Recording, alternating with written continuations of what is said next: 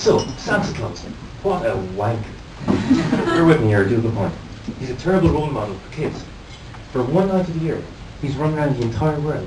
Happy Christmas, Happy Christmas, Happy Christmas. Present, present, present. Ho, ho, ho. That wasn't an insult, by the way. And then for the rest of the year, absolutely nothing. He lives in a place that's dark for 6 months at a time. The only conclusion is Santa Claus is manic depressive. Or in his case, probably bipolar.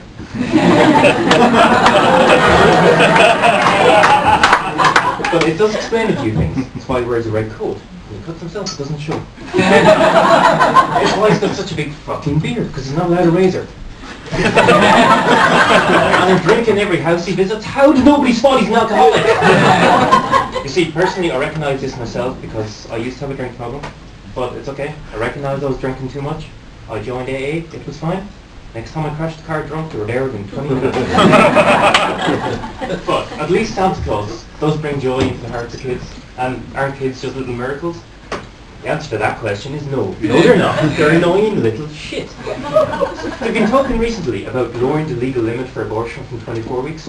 I think they're going completely the wrong direction. They should be raising it to like 400 weeks. That way, the next time you're at a train station in the morning and an annoying little 6-year-old is running around screaming, it'll be perfectly legal to break out a wire coat hanger at the Hoover.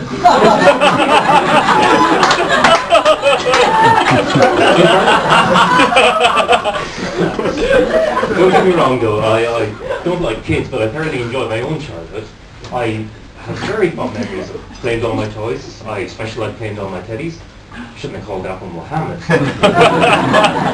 teddy bear Jesus got on really well. He used to like playing Cluedo. It was always Reverend Green that did it. Unfortunately, they were both consumed in a mysterious fire. And from then on, there was something very smug looking about Teddy Bear Butter. But unlike other children, I obviously spent a lot of time indoors staring at the telly. It wouldn't be turned on, but I was a very stupid child. But that's part of the joy of being a child. You're able to believe all this stuff that you're far too cynical to believe when you're older. You know, you believe that your father was watching Challenge Annika for challenges rather than gratuitous arse shots.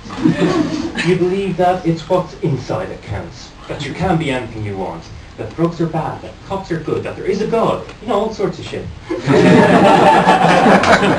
And you also get to behave in a way you're not allowed to behave when you're older. You know, you can sing to yourself on the train without people holding up Metro and sliding slowly away. You can read comics without having to call them graphic novels. You can shout out loud in public, "Why does that lady have a mustache?" Again, not aimed at you, I'm sorry. Of course, then you go to school and it wrecks the whole thing. Because I should have had a good time at school, because when I was younger, I did look like Harry Potter. Which should have had something. It should have had some sort of cachet, but unfortunately, it was 10 years before the books was written, so I was just a specky twat. Isn't it great though, if you are bullied at school, to go back to your hometown about 10 years, and your bully still lives there, and he's got a crap job, no prospects, and you realise that he was just as much a victim as you were, because he was put into an academic world. He wasn't ready for it. He reacted the only way he knew how. He had to use his physical strength to get, well, not friendship, but at least some kind of respect. And you realise you can be the bigger person now. You've grown up, you've got a job, and you can afford to hire some guys who go around and break his fucking leg. Thanks for calling me a specky twat 14 years ago. Not that I hold a grudge or anything. And of course, all that stuff is supposed to stop when you get to college. But unfortunately, I had a very bad time in college as well, because apparently I'm not very masculine. Thanks for agreeing again. And I don't like sports, so a lot of people did assume that I was gay. Especially all the guys I slept with. And most of the girls too come to that. Actually, at that stage, my most frequent sexual partner was, well, myself. So even I was getting confused. Ah, you're touching a man's penis! What the hell does that mean? Thanks for listening, everybody. You guys are great.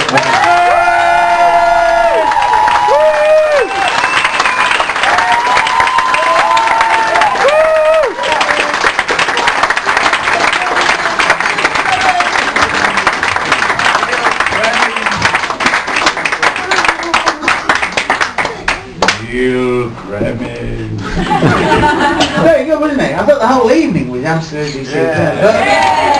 As I alluded earlier on, it's over.